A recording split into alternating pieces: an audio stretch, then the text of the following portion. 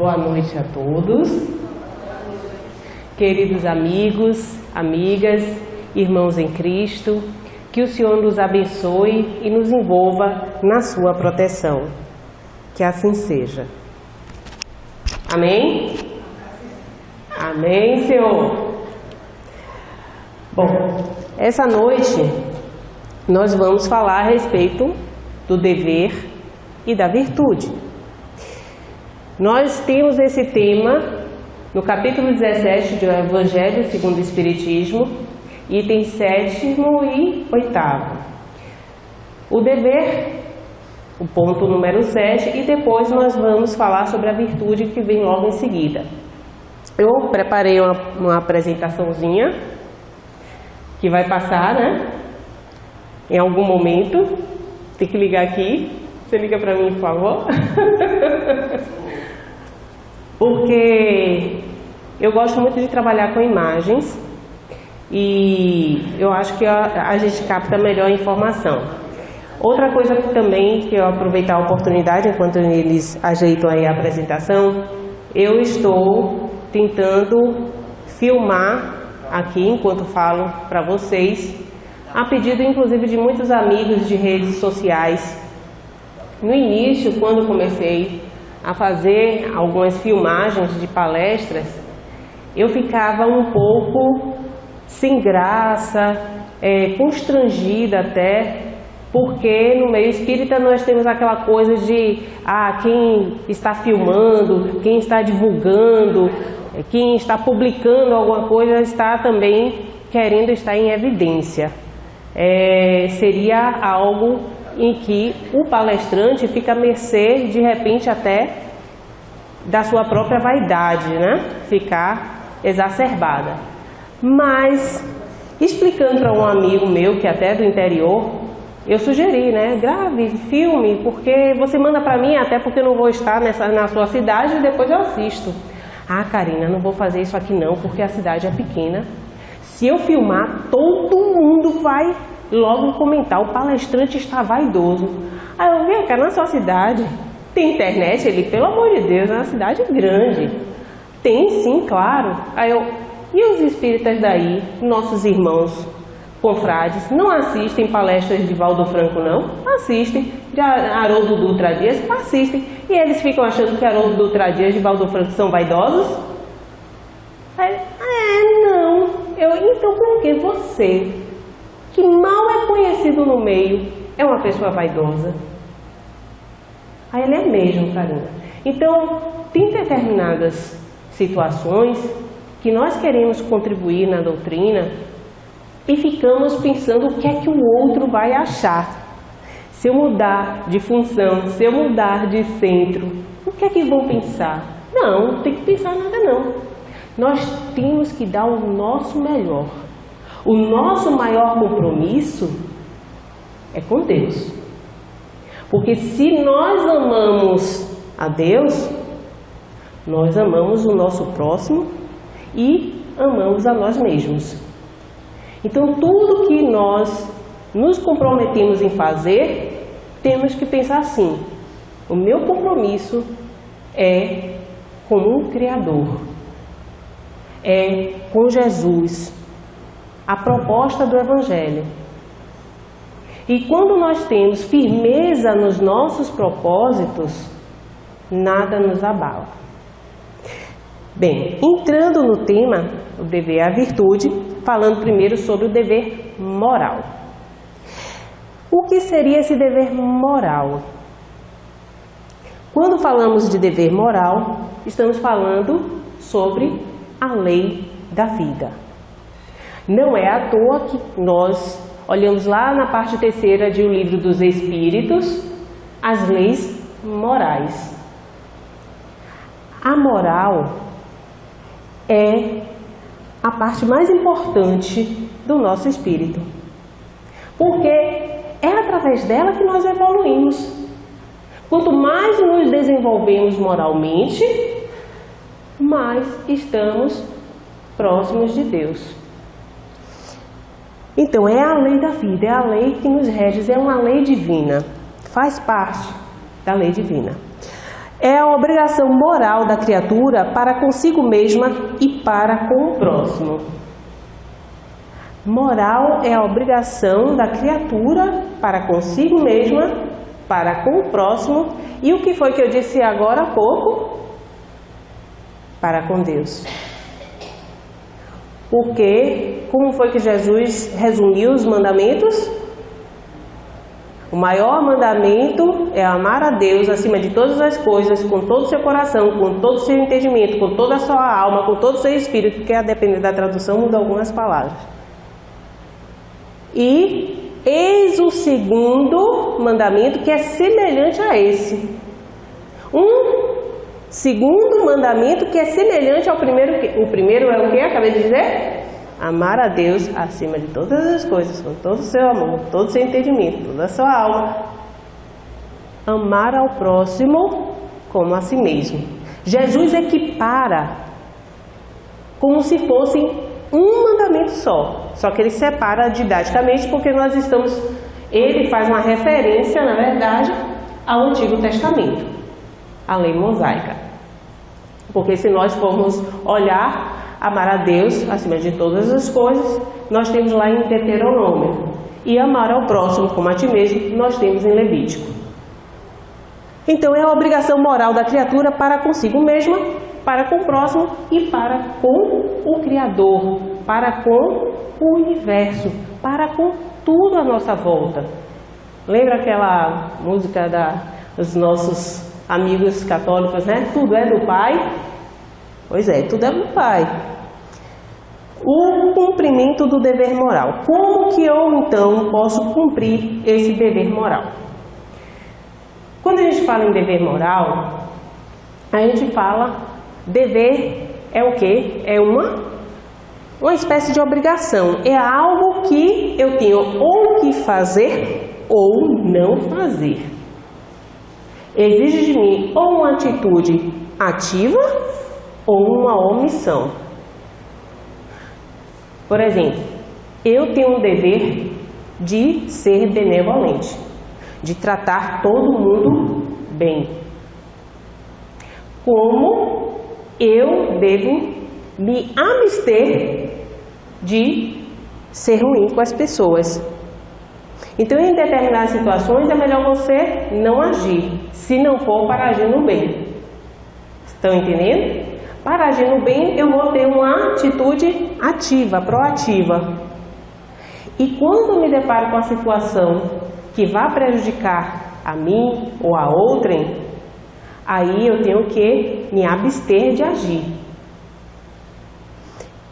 O cumprimento do dever moral, ele, para nós, enquanto encarnados, nós achamos que é difícil cumprir. Por quê?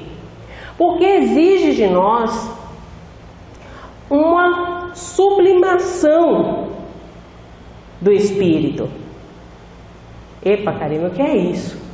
Exige de nós que nos desprendamos da matéria, dessa coisa de ficar preocupado o tempo inteiro com as circunstâncias materiais. E é difícil porque nós vivemos num mundo material. Então, por se achar em antagonismo com as atrações do interesse e do coração. Em antagonismo com as coisas de interesse, por quê? Tudo que me interessa provavelmente é porque vai corresponder a uma sensação em mim, vai me dar prazer. Né? Uns vão dizer que eu vou ter poder. Não, você vai ter prazer em ter poder. Então, quando nós estamos presos a ter essas sensações da matéria, a ficar refém dos prazeres da matéria, das preocupações, né? Não só das necessidades, mas das preocupações, esse interesse ele fica comprometido. E também os interesses do coração. Quando eu falo do coração, não estou falando de sentimentos, estou falando das paixões. Quantas paixões que levam a pessoa a completamente agir de forma desequilibrada, infringindo, inclusive, o seu dever para com o seu cônjuge, o seu namorado, o seu companheiro. Por exemplo, quando um casal que há um compromisso entre eles e um desses, né, vamos dizer assim, ou o homem ou a mulher, se apaixona por alguém, olha, eu estou falando se apaixona, né? De repente começa a amar outra pessoa, não. Se apaixona por alguém, é levado pelas suas emoções, pelas suas sensações. Ele tem um dever de fidelidade com seu companheiro. Mas aquelas sensações, aquelas emoções desequilibram a pessoa a tal ponto que ela acaba traindo o companheiro. Por isso que eu trago aqui o coração. É difícil também por não ter testemunhas às suas vitórias. Quando nós cumprimos os nossos deveres, as nossas obrigações, é a famosa frase que nós escutamos: não está fazendo mais nada do que a sua obrigação, a sua parte. Mas quantos estão aí que não fazem nada a respeito? Então, nós esperamos sempre a observação do nosso próximo, de alguém do lado, como se fosse um reconhecimento. Olha, estou fazendo. E o Evangelho, a proposta dele é nos despertar para, olha, atente-se, que quando você cumpre o seu dever, você está simplesmente cumprindo a lei de Deus. Você está em conformidade com a vontade divina. A gente não satisfaz com isso, não? Eu fico plenamente satisfeita. Então nós perdemos aquela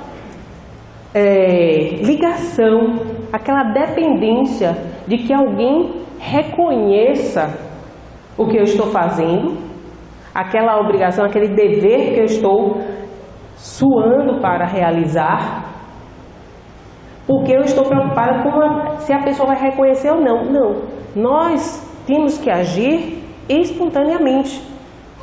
Começamos às vezes até por uma questão de obrigatoriedade, vamos dizer. Nós sabemos agora o que é o certo, vamos agir dentro do que sabemos. Chega a um ponto que aquilo vai estar tão ligado a você que você começa a agir automaticamente no bem. Saiu aqui, não foi? A preocupação dela é essa, né? Então, nós acabamos agindo no bem automaticamente. É uma questão de treino. Sabe quando a gente vai andar de bicicleta e a gente não sabe andar de bicicleta?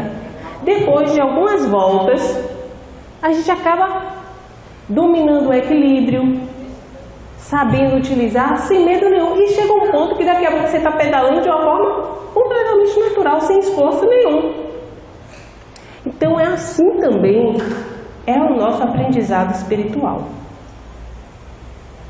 Ninguém acorda da noite para o dia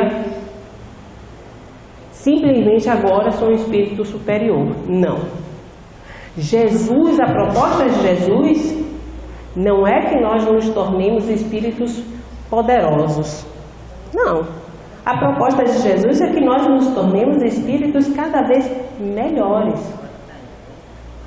Então, nosso aprendizado, devagarzinho, a nossa proposta, daqui a pouco nós chegaremos lá. Nós somos imortais, gente.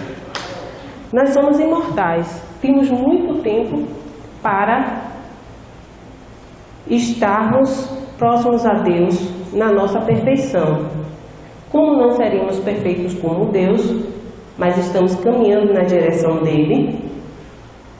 A questão é, você quer estar mais próximo de Deus mais rápido ou você quer ficar num planeta de provas e expiações enquanto muitos espíritos companheiros já estão em mundos mais evoluídos e realmente é o que nós falamos, né? Aproveitando da felicidade verdadeira e não essa felicidade efêmera, esses momentos de alegria que nós pensamos que são felicidade, na verdade não são. Olha, eu querendo passar aqui a apresentação. Mas para ilustrar um pouco a respeito do dever, eu vou contar aqui no livro Pontos e Contos, de autoria espiritual do irmão X, ou seja, Humberto de Campos, psicografia de Chico Xavier. Humberto de Campos, ele nos conta a respeito de uma poesia, um poeta, se eu não me engano, o nome dele é Longfellow. Longfellow, ele tem um conto que é a respeito de um monge. Esse monge morava no mosteiro e há anos, muitos anos, ele queria ter uma visão de Jesus, estar com Jesus. E todos os dias ele orava, até que uma manhã, quando ele estava fazendo suas orações, ele sentiu a presença de Jesus. Quando abriu os olhos, Jesus estava ao lado dele. Ele ficou em êxtase, começou a chorar, a rir ao mesmo tempo de alegria. Nesse momento, os sinos do mosteiro tocaram. E quando tocavam os sinos, era o momento dos monges irem ajudar os necessitados que estavam no portão do mosteiro. O monge olhou para Jesus e veio aquela sensação: e agora? Vou deixar Jesus aqui? Passei anos esperando, né, estar com ele. Mas o dever lhe chamava de ajudar os necessitados. Então ele foi ajudar os necessitados. Foi. Em alguns momentos ele pensava: nossa, perdi a oportunidade de estar com Jesus. E fez a sua parte. Ajudou todos aqueles que estavam ali, precisando. E retornou para a cela dele. Quando ele chega e entra no quarto, né, que eles chamam de cela, Jesus estava lá esperando por ele. Aí ele ficou alegre, todo feliz. Mestre, ficaste aqui o dia inteiro. Aí ele: se você estivesse ficado, eu já teria me ido. A lição de Jesus: porque você foi cumprir o seu dever para com o próximo, eu sempre estarei com você. Esse conto de Humberto de Campos me fez lembrar também das obrigações que Jesus, desde a infância, demonstrava, os deveres cumpridos. Nós, nos evangelhos, não temos relatos da infância nem da adolescência de Jesus. Sabemos até o momento que Jesus chega aos 12 anos de idade, fica em Jerusalém no templo, com os sacerdotes. Os pais, depois que já estão na caravana, dão por falta de Jesus, voltam e chegam lá e encontram Jesus conversando igualmente sobre a lei mosaica com os sacerdotes. No livro Boa Nova, também de autoria espiritual de Humberto de Campos, Humberto de Campos chega nesse momento em que Jesus, aos 12 anos, está no templo com os sacerdotes e chama a atenção de Maria essa forma de Jesus lidar com a lei, essa sabedoria de Jesus, ainda muito jovem. E ela, preocupada, vai e conversa com José, o marido. Marido, Jesus está despertando a curiosidade do povo, porque a sabedoria dele, e ele fica lá conversando com os sacerdotes, e eu estou preocupada com o que será do futuro dessa criança. Lembrando que, pela tradição judaica, quando o menino atingia 12 anos de idade, ele tinha que ser levado para o templo e começar a estudar as leis, ficar lá só estudando lei. Jesus tinha atingido essa idade. Preocupada, Maria pensa em conversar com o sacerdote que a ajudará a colocar Jesus num templo. Só que ela, discutindo isso com José à noite, quando chega no outro dia de manhã, Jesus já interpela Maria: minha mãe, por acaso não tenho cumprido o dever para com a vontade de meu pai? 12 anos de idade. Aí Maria meu filho, é porque eu quero melhor para você. Minha mãe, eu sei o que eu vou fazer, não se preocupe. Aí José veio chegando, né? Aí meu pai, posso trabalhar contigo na carpintaria? Demonstrando que Jesus sabia também o seu compromisso, o seu dever para com a família. Ajudar no sustento da casa, nas tradições, porque geralmente quando a família não era muito rica, os pais ensinavam um ofício para o rapaz ajudar no sustento da casa. Mas um pouco antes, voltando à infância de Jesus, isso Jesus tinha 12, eu vou regredir um pouco mais. Quando Jesus estava contemplando o vale com o seu primo João o Batista, filho de Isabel. Isabel vai visitar Maria, leva João consigo e os meninos vão brincar. Enquanto isso, as mães ficam conversando a respeito das crianças. Aí Maria fala: Isabel, estou tão preocupada com Jesus. Ele é um menino ótimo, um menino maravilhoso. Como se dissesse, a bondade aqui pode despertar a ira de alguém. Jesus sempre está à beira do mar Tiberíades, esperando os transeuntes que vão passando em direção a Samaria ou outras vilas, outras cidades, sempre com a palavra de amorosidade, um gesto de caridade, ajudando as lavadeiras, ajudando os mendigos, aqueles que necessitam. Jesus sempre está lá para dar a mão. Ainda criança, com seus 6, 7, 8 anos de idade. Então, quando nós vamos observar, Jesus sempre foi um exemplo que nós temos não só como modelo, né, na doutrina espírita, mas se nós olharmos o Evangelho, vamos perceber que ele sempre fazia a vontade do Pai. Como se o dever para com a vontade de Deus é muito maior do que a minha própria vontade. E se nós pararmos para observar, enquanto estamos encarnados, quais são as nossas vontades no geral? É ter uma boa posição social, para que nada nos falte, para estudar as melhores escolas, poder ter um bom transporte, né? Ou seja, no nosso padrão financeiro, que nós consigamos encontrar um companheiro ou uma companheira para termos uma família, porque se a gente não encontrar, parece que a sociedade vai olhar de forma diferenciada para cada um de nós. Então as nossas preocupações ficam pulverizadas na matéria, as nossas necessidades materiais.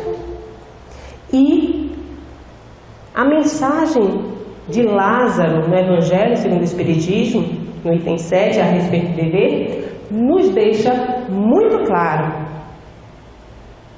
que o dever é essa obrigação moral.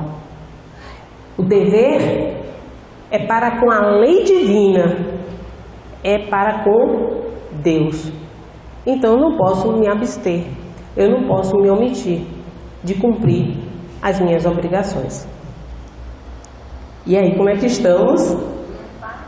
Não está indo? Ah, meu Deus do céu! Jesus na causa. Então vamos lá. Mais adiante, vamos falar das virtudes.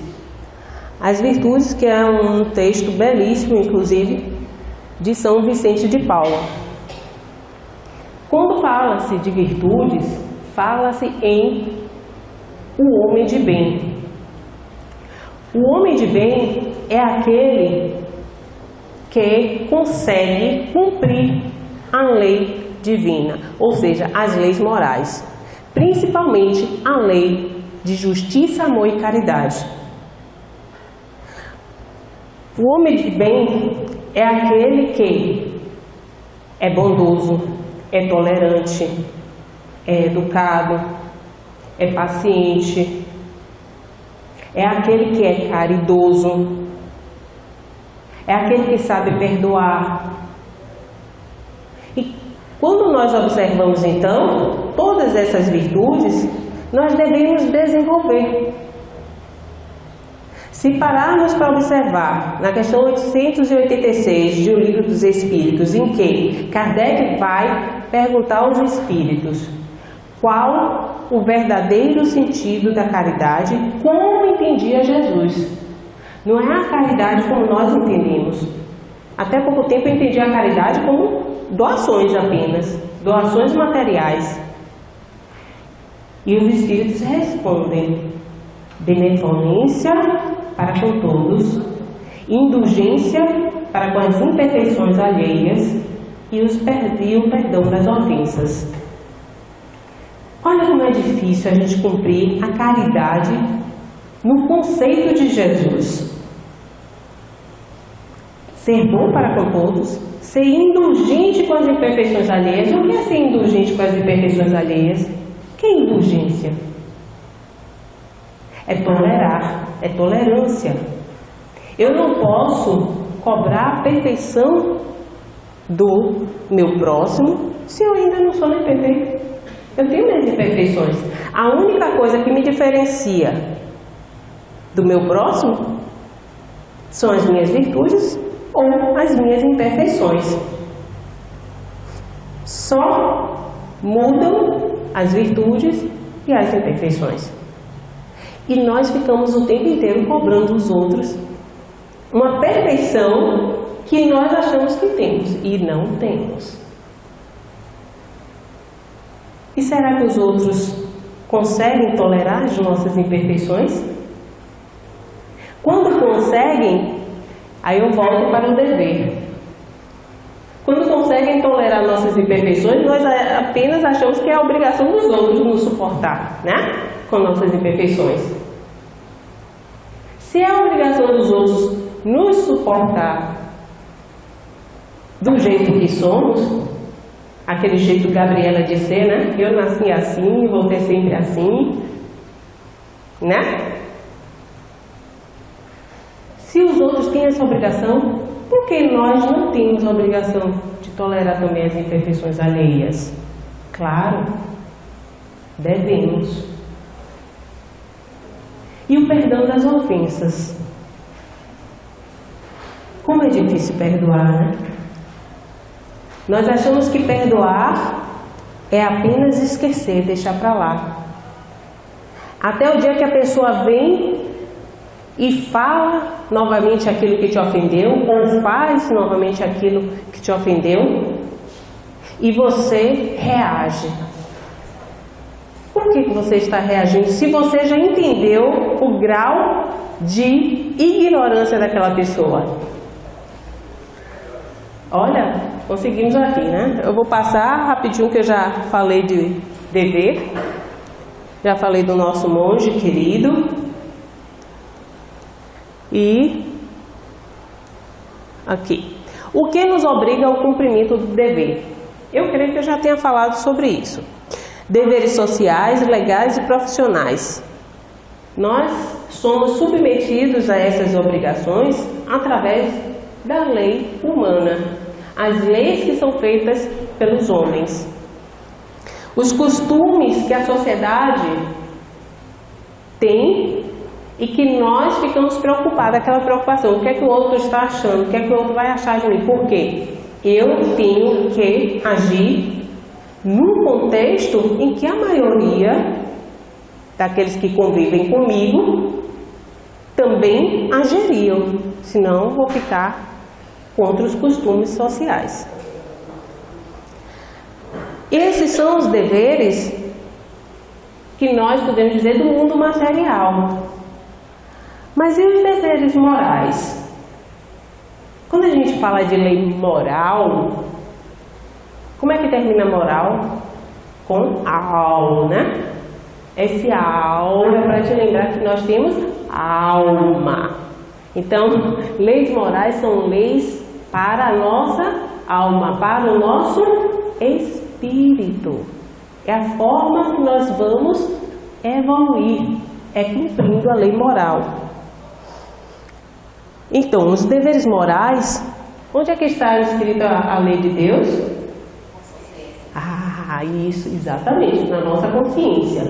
Então, já está conosco. Ah, Karina, mas eu não lembro quais são essas leis de Deus. Se estão na minha consciência, por que eu não consigo saber quais são? Teve gente que já me perguntou isso. As leis divinas, elas são compatíveis com o nosso nível evolutivo. Quando nós éramos primitivos, a lei divina estava escrita na nossa consciência. Uga, uga, buga, buga. Estavam, gente. Só que estavam em estado latente, lá no germe. Porque eu, sendo um homem primitivo, eu não vou agir pela razão. Eu vou agir com os instintos. Mas a lei está em mim. Está na minha consciência. E eu vou despertando para ela. Assim que nós vamos dando conta das leis morais, as leis divinas que estão conosco na nossa consciência. Então, é através da consciência e da vontade que nós vamos exercer os nossos deveres. Na questão 621, vocês já responderam, nós temos a definição de que as leis morais, as leis divinas estão na nossa consciência. Ainda o dever. Onde então começaria esse dever? Onde é que começa? O dever para com o próximo começa no ponto que ameaçamos a tranquilidade e a felicidade do próximo. Eu tenho que respeitar aqueles limites do meu próximo. Assim como também eu preciso respeitar os meus limites. Eu não posso vilipendiar a mim mesma para cumprir uma obrigação. Eu posso até fazer contra a minha vontade, obrigada, mas não de forma que isso vilipendie, ou seja, realmente me machuque, me magoe. De alguma forma, isso me atinja de uma forma muito forte. O dever, onde termina então? É onde começa. O dever termina no limite que não desejamos que se transponha com relação a nós. Lembra a lição que Jesus nos ensina que nós devemos tratar o nosso próximo como nós gostaríamos que nos tratassem, ou não fazer ao próximo aquilo que nós gostaríamos que não fizesse conosco, não é isso? É o dever, é a obrigação. E a providência divina criou todos os homens iguais para a dor e para a felicidade. Aí algumas pessoas falam, mas Karina, eu não entendo como é que tem aí tanta gente corrupta, tanta gente ruim nesse mundo, a violência imperando. Como pode ser isso? Porque a misericórdia divina é para todos. O amor de Deus é para todos. Ou vocês acham que o fato do meu irmão ser alguém violento, estar fazendo coisas ruins, por ignorância, porque aquele que já conhece o bem, aquele que já tem a noção do amor do Pai, ele não infringe mais a lei divina. Então, por ignorância, nós vemos muitas pessoas fazendo atrocidades. Mas Deus deixa de amá-la? Deus deixa de amar essas pessoas? A gente não lembra disso, né? Com essas ocorrências que nós tivemos aí no carnaval, o que eu mais recebi na rede social foi: essa pessoa tinha que ter pena de morte aqui no Brasil e tudo. Um bocado. E eu pensando, pô, será que essa pessoa tem ciência de que Deus ama esse criminoso da mesma forma que Ele nos ama? A gente acha até injusto isso, né? Mas isso é o amor divino, não é o nosso amor egoísta. Esse é o amor divino. O amor de Deus é como um sol. O sol não escolhe para quem ele vai brilhar, não. Ele brilha para todos. Para o ruim, para o bom, para o feio, para o belo. Imagine Deus. É um amor muito maior. Então a dor e a felicidade é igual para todos nós. Mas por que nós temos pessoas em estágios de sofrimento terrível e temos pessoas que estão gozando uma atmosfera de felicidade? Merecimento, comprometimento da sua reencarnação, os seus propósitos. Há várias justificativas. Mas a gente na dor não lembra que nós estamos fadados à felicidade. A gente acha sempre que é o fim do mundo, enquanto está permanecendo na dor.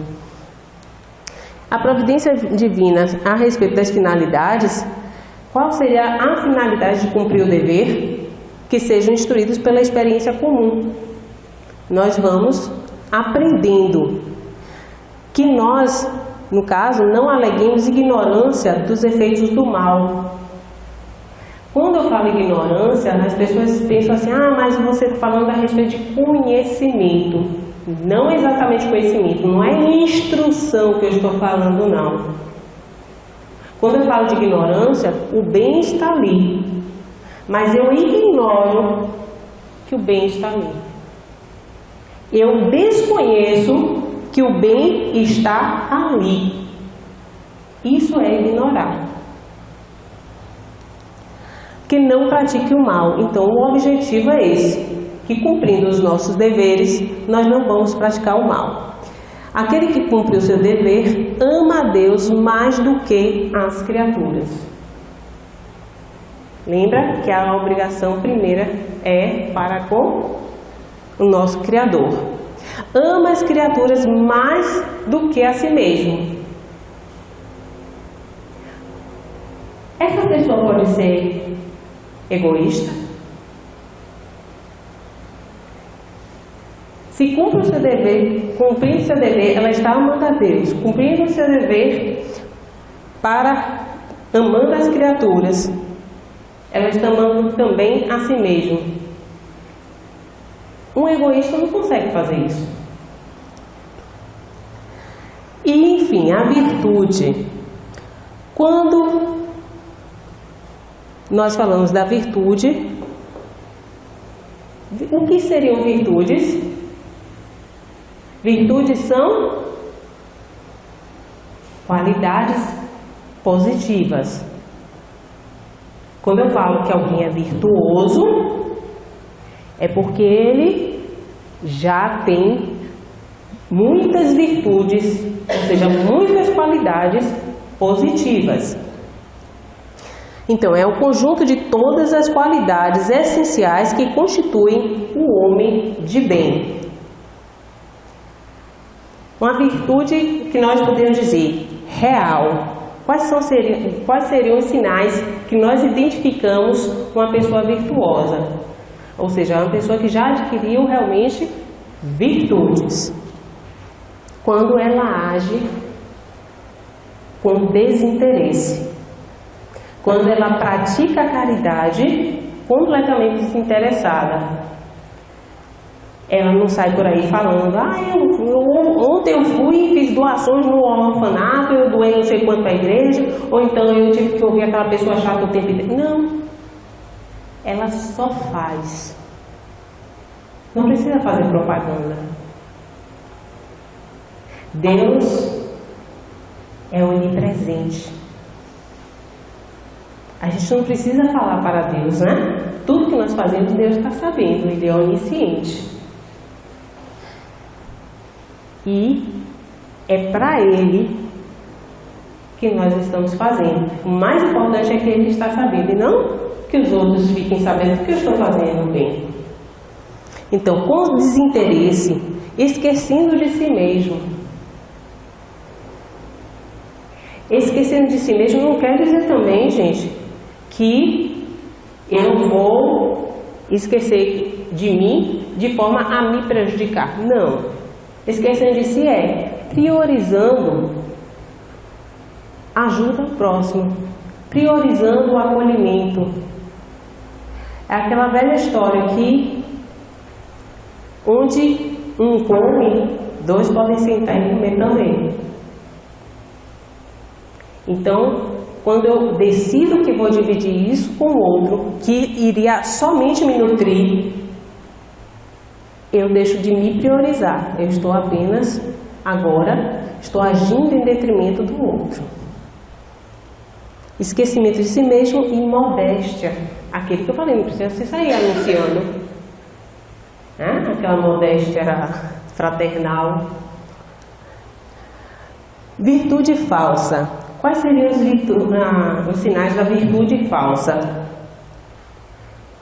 Eles denotam o nosso orgulho, a nossa vaidade.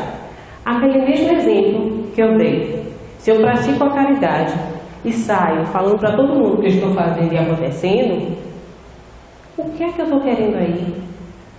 Alimentar a minha própria vaidade. A vaidade é irmã do egoísmo, que é filho do orgulho. No final, tudo dá no orgulho. Ostentação da sua virtude. Quando eu saio anunciando que eu sou uma pessoa melhor do que os outros. Porque eu faço bem.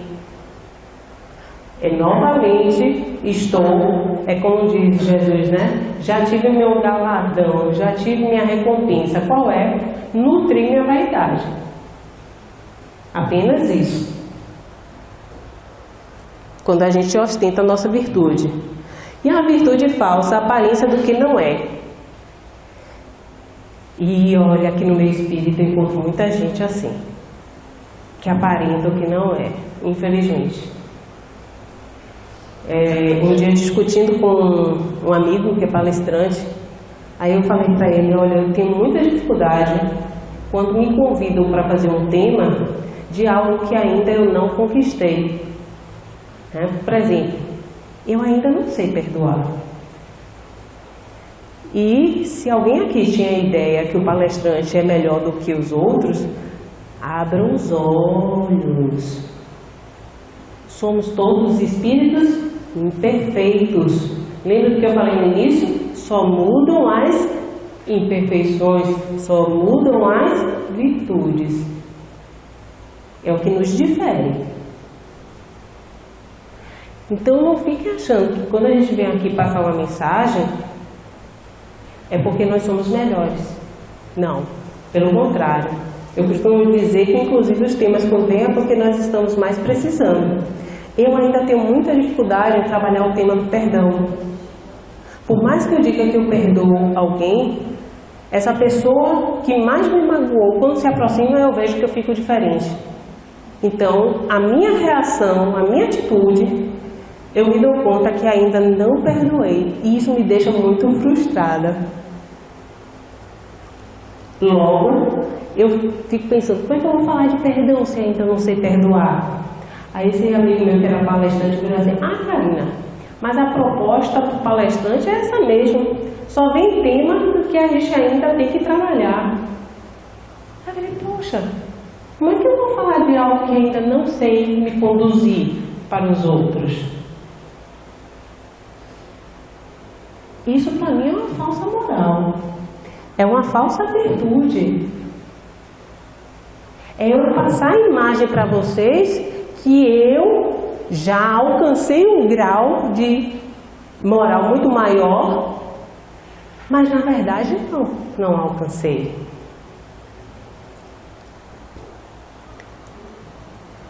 reflexão de François-Nicolas Madeleine, em Paris: mais vale pouca virtude com modéstia do que muita virtude com orgulho. Na verdade, a virtude com orgulho, ela se desfaz no seu valor, porque é apenas aparência.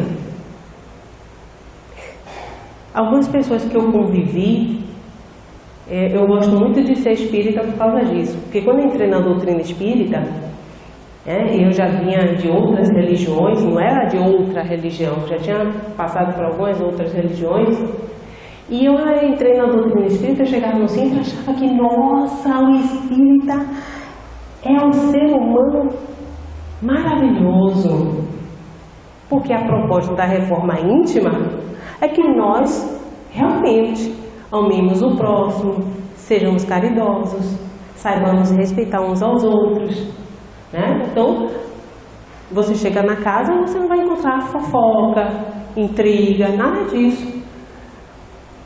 Quando eu me deparei com as situações, as pessoas que mais pareciam corretas, na minha ignorância, para mim foi uma grande decepção e foi um baque no início, né, da minha jornada na doutrina espírita. Porque eu virei, oh meu Deus, eu pensava que era todo mundo dar exemplo, tá tendo esse tipo de atitude. Mas aí vem aquele que eu sempre falo, as imperfeições. A gente não está num mundo de regeneração ou já num mundo feliz, não. Então, temos que tolerar as imperfeições alheias. Cada um tem o seu tempo evolutivo.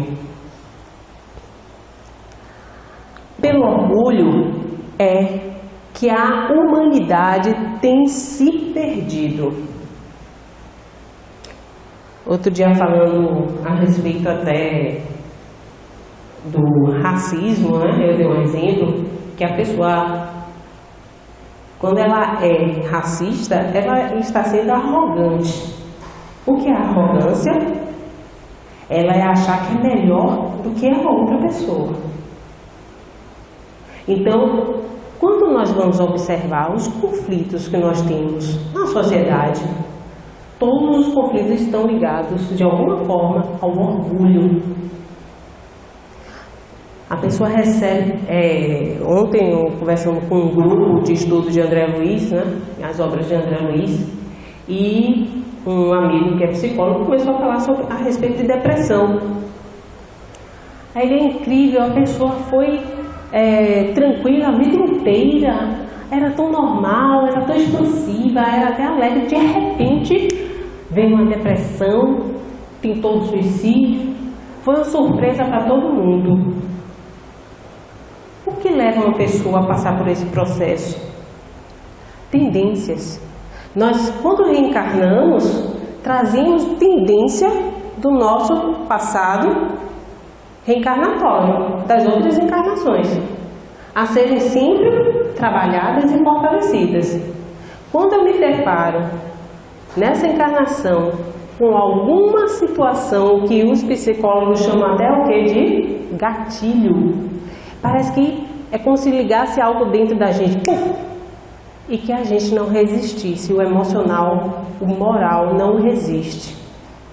São os gatilhos. Então, aquela própria lição de vigiar e orar é para isso, para que estejamos atentos. Atentos, inclusive, nos nossos momentos de sucumbência, de fraqueza. Estamos lá, vivenciando o nosso dia a dia, de repente uma situação, e a gente... quando você vê que isso vai te desestruturar, procure ajuda. Mas os orgulhosos não procuram. Demoram, acham que são autossuficientes, que isso vai passar, tem vergonha de conversar, vergonha de virar para uma pessoa que também é cheia de problemas, porque tem alguém aqui que não tenha problemas? Deve ser algum desencarnado, então, né? Todo mundo tem problemas. Como é que eu vou ter vergonha de conversar com alguém a respeito de um problema que eu estou passando? Pode até procurar uma pessoa mais acertada, mais ajustada para aquele tipo de problema. Mas eu posso ficar com vergonha. Então, procurar ajuda. Ser menos orgulhoso. Isso é orgulho, gente. Aquele que não procura ajuda, acha que vai resolver as situações sempre sozinho. Isso é fruto do orgulho. Uai, peraí. Então, pela humildade... o orgulho é que a humanidade tem se perdido. E pela humildade é que um dia a humanidade se redimirá. Porque a contraposição do orgulho é a humildade. Acabei de falar, a pessoa que não procura ajuda é porque está sendo orgulhosa. Vergonha, não querer se achar diminuída porque está com aquele tipo de problema. E só pensa nela, né? Porque eu não lembro que as outras têm problemas. Ela é o centro do universo, ela é o centro do mundo, porque o problema dela é maior do que o de todo mundo. E às vezes não é. Nós vemos aí pessoas passando por coisas tão difíceis, com a cabeça erguida, um câncer. Mas não, olha, de forma positiva, vou fazer meu tratamento. Eu tive uma tia que quando descobriu que tinha câncer, ela fazia um tratamento, mas ela, até o dia que ela faleceu, ela sorria. E aí, minha filha, como é que foi seu dia hoje? Eu virava assim, meu Deus do céu, quem parece que está doente aqui sou eu. Levando a situação à tranquilidade. E a gente, às vezes, com algo muito menor, às vezes uma ofensa verbal, é motivo para a gente mover mundos e fundos. A gente queria mais que a pessoa explodisse, que a pessoa fosse presa, que a pessoa fosse isso. Às vezes, por um momento, uma discussão. Então, é dessa forma que nós vamos desenvolver as nossas virtudes, com muita persistência. Lembrar que fazer virtudes, eu agir, eu ser virtuosa, é eu praticar o bem. Mas lembremos, como é que nós vamos praticar esse bem? Lembra que eu botei uma foto de Chico Xavier com Madre Teresa de Calcutá? Fazer o bem desinteressadamente. Fazer o bem desapegadamente. Por exemplo, nós vamos ter eleições agora, né? Em outubro. Aí alguém se candidata a um cargo, que não vai faltar é candidato para as eleições. E um candidato chega aqui no centro que nunca veio visitar a gente. Pela primeira vez ele chega aqui com um caminhão de cestas básicas. Porque é um candidato e quer fazer essa doação. Não precisa me dar nada em troca. Receber cesta básica não é, ele não vai estar fazendo bem? Não vai? Vai ou não vai estar fazendo bem? Essa cesta básica vai alimentar a gente ou não vai? Vai, né? É desinteressado? É? Não. A proposta dele é, se ele entregar essas cestas básicas, nós de alguma forma vamos nos sentir comprometidos para com ele, em votar nele. Então, ele pode fazer o bem, mas não é virtuoso. Vocês estão entendendo? Nós temos que procurar fazer o bem com amor, com amorosidade. Já pensou se o nosso mestre, o querido mestre Jesus, que tratava todos sem nenhuma discriminação? Aliás, os fariseus, o ódio que eles tinham de Jesus estava dentro disso. Ah, como é que pode? Ele está andando aí com meretrizes, ele está almoçando com publicanos, ele está com os cobradores de impostos, que era uma escória, na verdade, porque os cobradores de impostos, primeiro que eles cobravam imposto para Roma. Os moradores viravam assim, mas se eu tenho direito à terra, ainda tenho que pagar para o imperador? Segundo, cobravam além da conta para ficar com a parte para si. Superfaturavam. Então eles eram odiados. Aí Jesus vai, convida inclusive um deles, Levi, Mateus, mais tarde, vai nos deixar um grande evangelho. Convida um cobrador de impostos para ser um dos seus seguidores maiores. Ele não fazia essa distinção, discriminação. Apenas amava. Nós sabemos disso, a importância das suas lições e por que não conseguimos agir. O que é que nos impede?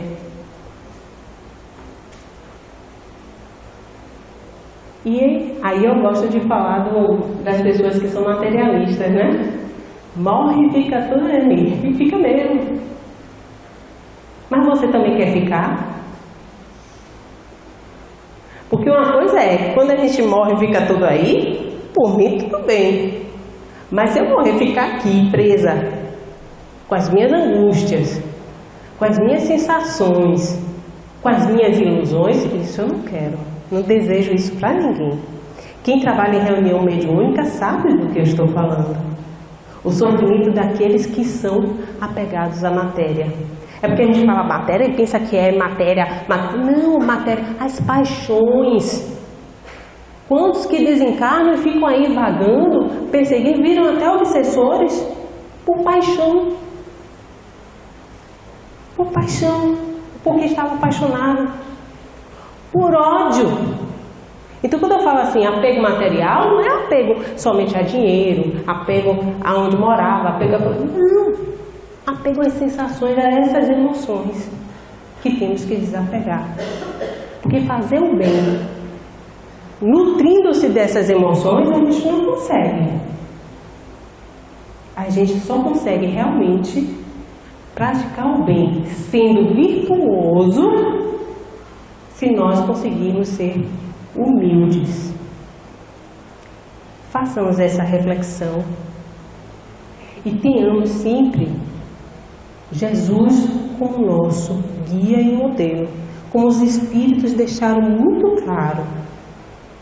Então, quando pegarmos o Evangelho segundo o Espiritismo para fazer o Evangelho no lar toda semana e nos depararmos com a mensagem, meu Deus, já li isso aqui 10 vezes, não se preocupe não.